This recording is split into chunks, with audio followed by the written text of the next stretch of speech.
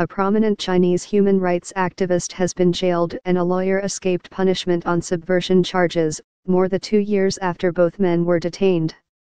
Wu Gan, who is also known as Super Vulgar Butcher, was sentenced to 8 years in prison on charges of subverting state power at the Tianjin No. 2 People's Court. He has been in pre-trial detention for more than 2 years after staging a protest outside a court. The court found that the defendant Wu Gan became dissatisfied with the existing political system, according to the verdict. Wu Gan has long used information networks to spread a great deal of rhetoric and to attack state power and the system established by the Constitution. But Wu was defiant at his sentencing, pledging to appeal his case and saying he was grateful to the Communist Party for granting me this lofty honor, according to his lawyer. He is known for his attention-grabbing protests, at one point posing for a photo with 2 knives and saying he would slaughter the pigs, referring to corrupt officials.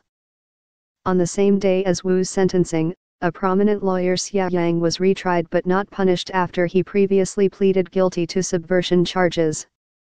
While in detention he gave an explosive account of being tortured, beaten and threatened by interrogators. Xia was arrested more than 2 years ago as part of a sweeping crackdown on human rights lawyers and activists that saw nearly 250 people questioned or detained by authorities. Wu was detained 2 months earlier. That crackdown represented an unprecedented attack on lawyers who took on politically charged cases at the same time President Xi Jinping said he wanted to strengthen the rule of law in China. Rights groups condemned the sentencing over the Christmas period, a common tactic for Chinese courts when sentencing high-profile dissidents.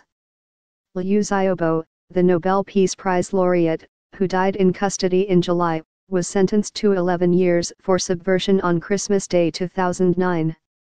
It is disgraceful that the Chinese authorities have chosen the day after Christmas to deal with 2 of the remaining people left in legal limbo from the unprecedented July 2015 crackdown on human rights lawyers and activists, said Patrick Poon, a researcher at Amnesty International in Hong Kong. Carrying out unfair trials and politicized sentencing of human rights defenders at the very time when diplomats, journalists, international observers and the general public are less likely to be able to respond reeks of a cynical political calculation.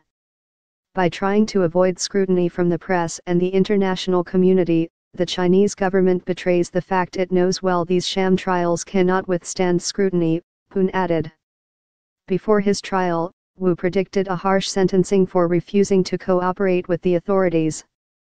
I will be convicted not because I am really guilty, but because of my refusal to accept a government-appointed lawyer, plead guilty in a televised propaganda confession, and for exposing torture, mistreatment and violence and prosecutorial misconduct, he said in a statement released through his lawyers ahead of his trial in August.